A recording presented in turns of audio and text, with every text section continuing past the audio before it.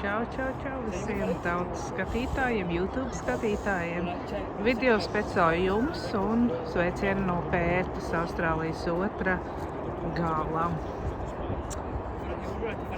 Lidoju no Jaunzēlandes 7,5 stundas, lai šeit nokļūtu, pāri 5 laika zonām, kas vien pasvītro to, ka cik Austrālija ir liela un cik tomēr, ka Jaunzēlanda gluži nav stundas lidojuma attālumā no Austrālijas. Līdz tuvākajam krastam ir 3,5 stundu lidojums, līdz tālākajam krastam Pērtai, Rietumu Austrālijas štata galvaspilsētai, ir 7,5 stundu lidojums.